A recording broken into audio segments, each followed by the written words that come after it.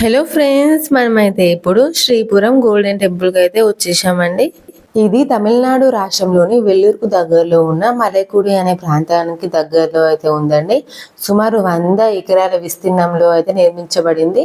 ఈ ఆలయ నిర్మాణానికి 1500 కిలోల బంగారం, 400 మంది శిల్పులు, సుమారు 600 కోట్ల రూపాయలు అద్భుతమైన శిల్ప చాతుర్యం, 6 సంవత్సరాల శ్రమతో కలిపి ఏర్పడిన మందిరమే శ్రీ మహాలక్ష్మి అమ్మవారి గోల్డెన్ టెంపుల్. ఈ ఆలయానికి 3 వైపులా నీళ్లు, ఒకవైపు ద్వారం ఉంటుంది. ఆకాశం నుంచి చూస్తే శ్రీ చక్రం ఆకారంలో కనిపిస్తుంది ఈ దేవాలయం. ఈ ఆలయం కట్టిన తర్వాతనే ఆ ఊరి పేరు కూడా మార్చుకున్నారట. అంతటి అద్భుతమైన దేవాలయం ఈ శ్రీపురం శ్రీ లక్ష్మీనారాయణ అమ్మవారి ఆలయం.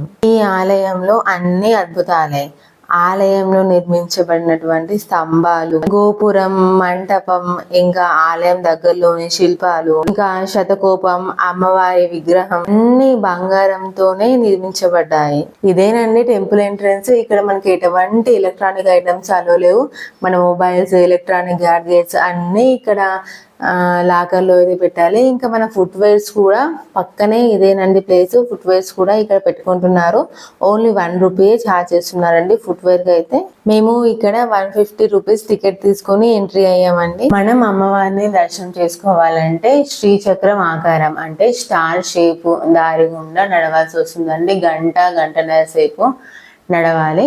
మధ్యలో అయితే మనకి అమ్మవారి దేవాలయం ఉంటుంది. మనం నడుస్తూ ఉన్నప్పుడు మధ్యలో మనకి కనిపిస్తూనే ఉంటుంది స్టార్టింగ్ నుంచి ఎండింగ్ వరకు అమ్మవారి దేవాలయం అనేది.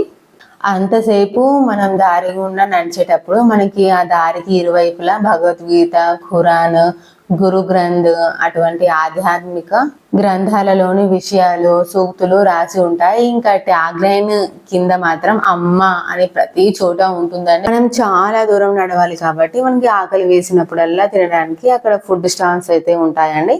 అక్కడ స్నాక్స్ అయితే మనము తీసుకోవచ్చు. కర్రీ పఫ్స్, బిస్కెట్స్, చాయ్, కాఫీ, ఇంకా స్వీట్స్ ఇవన్నీ దొరుకుతాయి. మాకైతే దర్శనం చాలా బాగా అయిందండి. అమ్మవారి విగ్రహం ముందే చాలా సేపు నుంచున్నాము.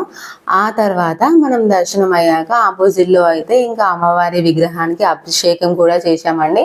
మేము 150 రూపీస్ తీసుకున్నాం కదా అండి సేవా ఎంట్రన్స్. సో మాకైతే టికెట్స్ ఇచ్చారు. ఆ టికెట్స్ కి మనకి దర్శనం అయిపోయాక ఈ ఐటమ్స్ అయితే ఇచ్చారండి. మేబీ అది బాటిల్లో ఉన్నది తీర్థం అంట. సో ఆ తీర్థము, ఈ దేవుని విగ్రహము, ఇంకా మనకి చేతి కట్టుకోవడానికి అదైతే ఇచ్చారండి.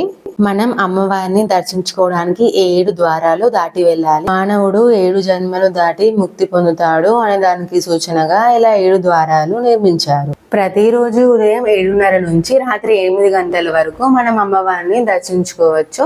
మనం అమ్మవారిని దర్శించుకోవాలంటే సాంప్రదాయ దుస్తులే ధరించాలి, లేదంటే లోపల అలో ఉండదు. శ్రీశక్తి అమ్మ లేదా నారాయణి అమ్మ, ఈ బంగారు మహాలక్ష్మి దేవాలయం వెనుక ఉన్న సంకల్పం వీరిదే. వీరి అసలు పేరు సతీష్ కుమార్. ఇక్కడ చూశారుగా వీరి ఫోటో కూడా ఉంది. ఈయన ఒక రోజు బస్ లో వెళ్తూ ఉంటే శ్రీపురం దగ్గర ఆకాశంలో ఒక కాంతి రేఖ కనిపించిందట. ఆ వెలుగులో నారాయణి అమ్మ అంటే లక్ష్మీదేవి రూపం ఈయనకి దర్శనం ఇచ్చిందట. అప్పటి నుంచి నారాయణి పీఠంలో అమ్మవారి విగ్రహాన్ని ప్రతిష్ఠించి పూజలు, సేవా కార్యక్రమాలు ప్రారంభించారు. అమెరికా, కెనడా దేశాల్లో కూడా ఈ ఆలయానికి ఫౌండేషన్స్ ఉన్నాయి. ఈ ఆలయానికి ఎక్కువగా ఫండ్స్ విదేశాల నుంచే వచ్చాయట. ఈ ఆలయ నిర్మాణానికి ముందు మలైపుడి అని పిలువబడ్డ ఈ గ్రామం ఈ ఆలయ నిర్మాణం తర్వాత శ్రీపురం అని ప్రసిద్ధి చెందింది.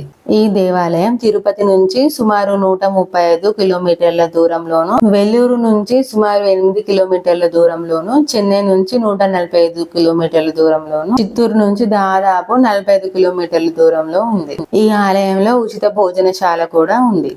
ఈ ఆలయ సమీపంలోనే బుజ్జగన్పయ్య మనకి దర్శనం ఇస్తున్నాడు. ప్లీజ్ వీడియోకి ఒక లైక్ చేయండి. కొత్తగా ఎవరైనా నా వీడియోని చూసినట్లయితే ప్లీజ్ ఛానల్ని సబ్స్క్రైబ్ చేసుకోండి. ఇంకా మీ ఫ్రెండ్స్ అండ్ రిలేటివ్స్ కి షేర్ చేయండి.